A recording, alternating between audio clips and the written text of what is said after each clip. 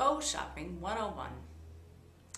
I've already made a Violin Shopping 101 video, and the reason why I'm talking about it here is for two reasons.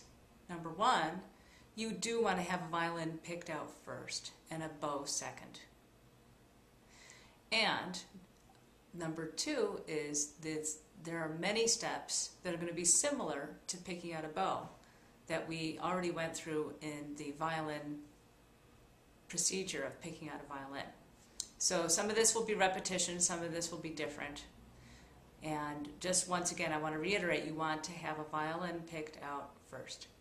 Next is, I'm going to assume that you're working through a reputable violin store, and if you do not live near one, don't worry about it, because it's very easy for stores to ship bows.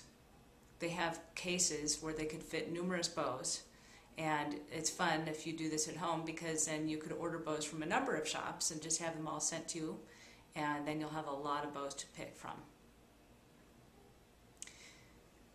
When you're looking at bows, you want to have a budget established first, and I like to spend a little bit more money on a bow quality-wise than a violin. Now, let me explain that a little bit. Violins, of course, are more expensive than bows, but if you compared the quality, let's say, for example, a $2,000 bow is the same quality as a $6,000 violin.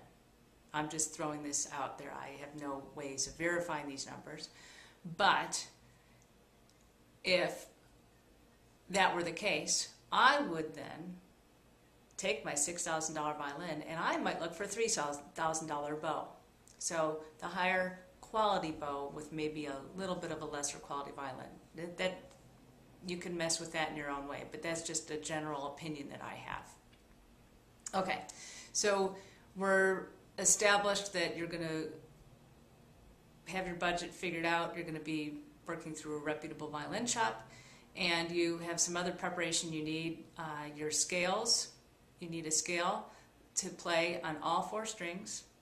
You will need to be able to demonstrate separate bows, slurred bows with legato, separate bows and slurred bows with staccato, and spiccato. If you don't know how to do all these bowings, don't worry right now, because you could have somebody else help you with those other bowings, like a violin teacher. But you could just start out with checking out the bows and seeing, hearing what the different tonal qualities are. The other thing you're going to want to have prepared is a song that demonstrates your ability on the violin and bow, and has the widest pitch range you could think of, has a number of articulations, legatos, staccatos, combinations of bowings, and has a wide dynamic range. Okay, now we're ready to talk about the actual shopping experience.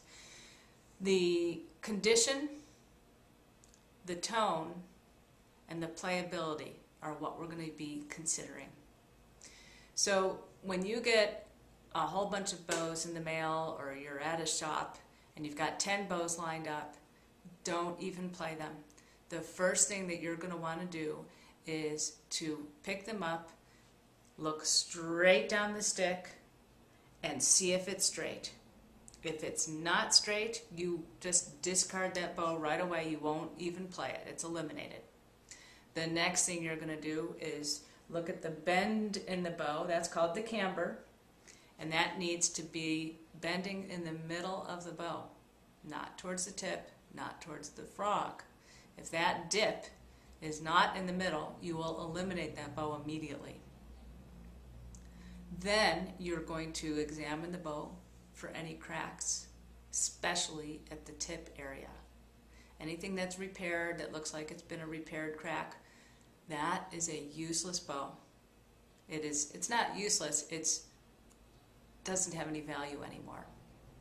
Once a bow is broken at the tip, it loses its value. After you've considered looking through and examining all of the bows, now it's time to play them. And we'll start with your scale, and we're going to start with our tone. I have a whole video of conversation about tone that you can listen to. I'll just highlight some brief ideas right now. So you're going to take the one violin that you have picked for yourself, and you're going to take your scales. Let's take your legato scale, and you're going to take the first bow. You'll play it all through the scale. Then you're going to pick up the second bow, play through the scale, pick up the third bow, play through the scale. And when you play bow after bow quickly, you'll be able to compare the differences in the tonal qualities that bow will be making. You might hear darker sounds, you might hear lighter sounds. You might hear sounds that project far or that stay close by. So these are all tonal qualities that you're going to be looking for. Then the next step you're going to do is go through and play your scale with the staccato bowings. So you're going to pick up the first bow, play your scale with staccato. Next bow, staccato. Next bow, staccato. And you're listening for how does the tone sound when you play staccato. Now it's very difficult because you're also considering the playability at this time, and I'm asking you to just stick with tone. After you've gone through, and then you're going to do the same process with spiccato. Any chance you have to eliminate a bow, oh, this bow doesn't sound good staccato, just put it in the done pile. Oh, this bow doesn't sound good slurred, put it in the done pile, because we need a bow that can do everything.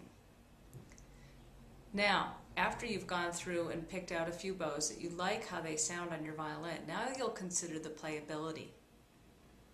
Playability is just the same as when you're picking out a bicycle or a piece of exercise equipment, skis, whatever.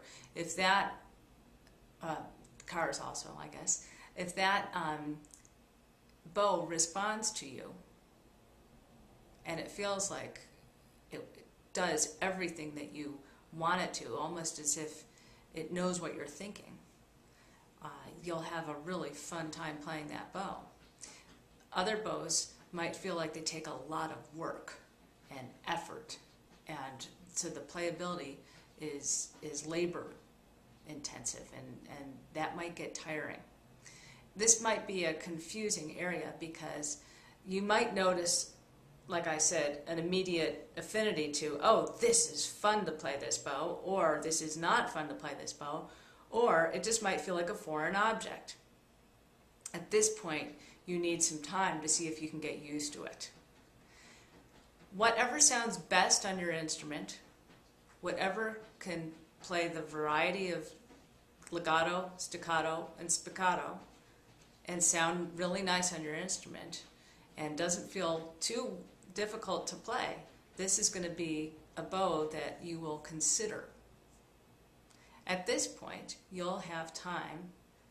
If you're at a store, for example, you'll ask to take the bows home for a week, or if you've had them mailed to you, you'll obviously have some time to play them and enjoy playing them and experimenting further and taking them to a large room perhaps to hear how they sound, to see if they project, and show them to your teacher and see how they react to the different bows. Once again, this is a really fun process, and I hope that what I'm presenting here are some ways of helping you not feel so powerless. And what am I doing in this world of trying to find a bow?